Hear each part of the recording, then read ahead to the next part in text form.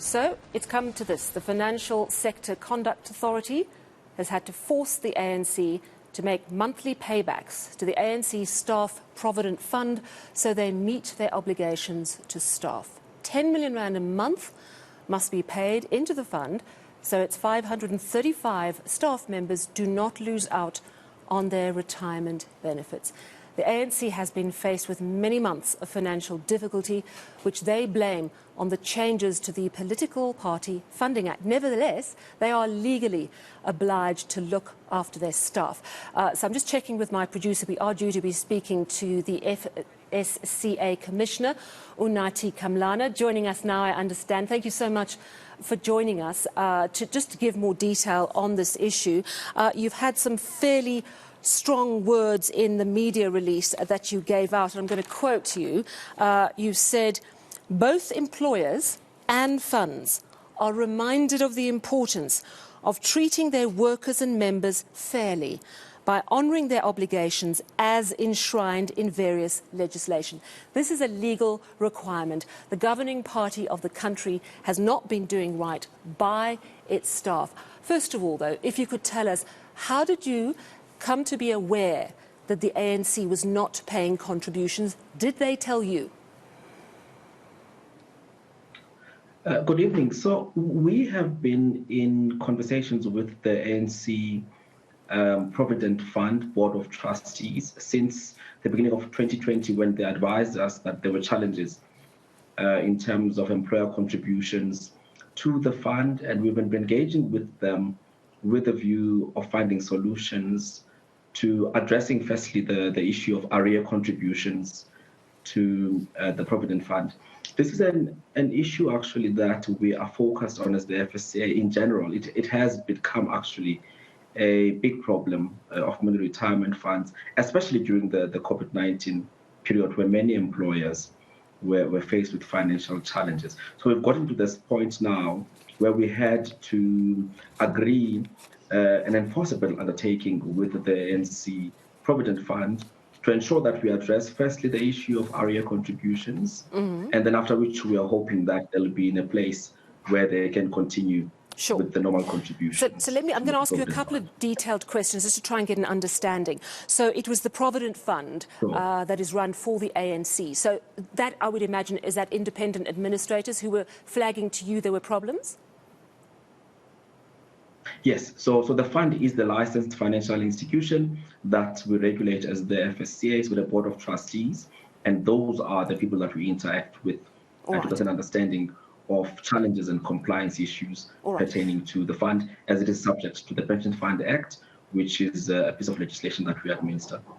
So normally with pension funds, and I would imagine it works the same way with the ANC, there's a portion that the staff member pays in, there's a portion that the company pays in. Were neither being paid in?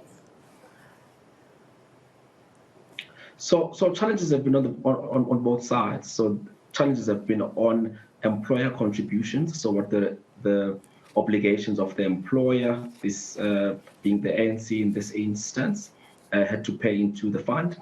And there also have been challenges with what has been deducted from employees and ensuring that the deductions make their way to the fund, and this was what was raised with us by the Board of Trustees. Let me just stop you there. Are you saying, I mean, we know that there were salary problems, that the ANC wasn't always able to pay salaries, but when salaries were paid, I would imagine the payslip would show the deduction from the staff member's salary, their portion.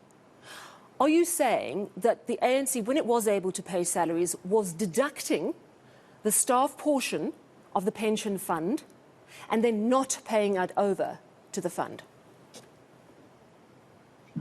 There were challenges with both ensuring that correct deductions are made and paid over to the fund. So is that a yes? But there were also challenges because salaries were not paid. So the reason I'm so sorry, because I don't understand these things, and I'm just trying to get a really clear understanding. Because it's one thing to say, look, we just don't have the money, we're battling to pay over anything, whether it's paying our staff in general. But it's quite another matter if you hand a payslip to a staff member and say, yes, we've taken off X amount of rands, we're going to pay it into the Provident Fund, and then you hang on to it. Was the ANC hanging on to that money but still deducting it from staff? Yes. So there were instances where deductions were made from salaries, and there was challenges with those deductions being paid over to the fund. And as I was making the point earlier, many employers, when they struggle and they have financial challenges, what they would do is to recycle deductions. In fact, in many instances, recycle those deductions in order to make the salary payment to start with.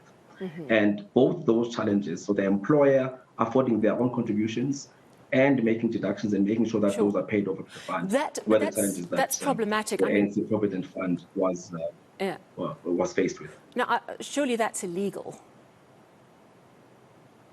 Of course it is illegal. Also, what it does is it makes the staff member think, look, when my salary is paid, at least the company is still paying into my Provident Fund because they've taken off my contribution and they say they're paying in their bit. It gives them a false sense of security, surely. Yes, so absolutely. So the challenge that you have when deductions are made and they're not paid over to the fund, even with good intention, which is trying to meet the liability obligation to pay salaries or other operational expenses of the employer. We are focused on making sure that employees are treated well. In this instance, members of the pension fund or the provident fund are treated fairly, and they need to have information that truly reflects the situation in terms of what is owed to them and what benefits they're entitled to by the Provident Fund. And this is the focus of this regulatory intervention. So this intervention, what is it called again? It's got quite an interesting term. It's an enforceable undertaking. So basically, there is no discussion. They have to pay 10 million rand a month into this fund. And what if they can't? Because we know they've got funding problems. What happens then? What if they miss a payment? Well, we are at this step right now, which is that of an enforceable undertaking. The regulator has got other options in terms of regulatory action that they can take against a licensed entity. But for now, we are giving this enforceable undertaking the chance and opportunity that will be able to get at least the issue of area contributions addressed. Part of what they've undertaken to do is to suspend contributions, both employer and employee contributions to the fund for 12 months so that we can address the issue of area contributions. I don't want to preempt that they'll not be able to meet their obligations in terms of the enforceable undertaking. Once we get to that point, we will engage with them. The ANC Provident Fund is a licensed financial institution, and we'll engage with them on what other steps we can be taking going forward. So and we will advise the public as we are required to. So there's three people here. It's the FSCA, you're the regulator. Then there's the Provident Fund set up for the ANC staff, and that's run by a separate company. And then, of course, there's the ANC themselves. When it gets to this point, do you start going directly to the financial people within the ANC saying, right, open your books, let's see what we can do? How does it actually work? How do you come to an agreement? How do you get to the bottom of what they've been up to? So, no, actually. So the licensed entity here is the ANC Provident Fund. That's the licensed entity that is regulated by the FSCA. The board of trustees of that fund has got both employee representatives and employer representatives. So those are the individuals with a fiduciary responsibility towards the fund and its members. So the FSCA has been dealing with the board of trustees of the ANC Provident Fund. All right. So you have just told me in this interview that the ANC broke the law, that they were deducting at times pension fund contributions from their staff and not paying it over to the Provident Fund, likely to recycle to keep payments going. But nonetheless, that's breaking the law. What punishment, what sanction do they face for doing this? The ANC is not a licensed entity, as I've just outlined. Mm-hmm. What I have articulated in this interview is that the ANC Provident Fund has had a challenge with the employer part of the agreement not meeting its obligations in terms of the Pension Funds Act in terms of making contributions as they felt due to the fund. They raised this issue with the regulator as they should. That's their responsibility as the Board of Trustees. And we have been in engagement with them since the time that they raised this issue with us, which was beginning of 2020. And we've now reached a point with the Board of Trustees to accept an enforceable undertaking to address the issue of RDA contributions. Okay, I understand. And I'm sorry, this is not my area of speciality. So the ANC, you say it's not a registered company, it's a political party, and yet it has staff.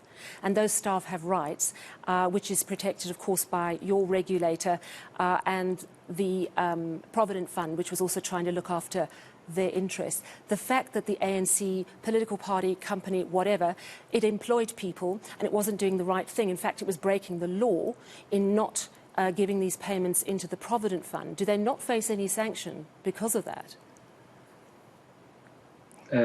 As I've articulated, the ANC as an employer yes. is not a licensed financial institution. The ANC Provident Fund has a board of trustees, and that is the licensed financial institution with obligations outlined in terms of the law. To the extent that we take action, it is between the FSCA and the ANC Provident Fund and its board of trustees. Will you be doing so? We have the enforceable undertaking. Yes, but I mean beyond that. And, beyond that, though, I mean, is there sanction for breaking the law? I suppose is what I'm asking. So where we are right now is to enforce the enforceable undertaking and make sure that the issue of RDA contributions is addressed by the employer. And to the extent that that's not happening, as I've just outlined, and we monitor this quite closely, this is one of the things that we have articulated in our press statement and the enforceable undertaking, then we will explore with the Board of Trustees as the FSCA what further actions that we can be taking as a regulator in this space. We have, in fact, quite recently taken all manner of actions against trustees individually and jointly where there was breach of their fiduciary responsibilities in terms of the Pension Funds Act and Financial Sector Regulation Act as well, and other applicable legislation and rules in this space. One final quick question, and of course there are ANC employees, over 500 of them, who are desperately worried not only about their salaries, they have been paid their salaries, but also about those funds.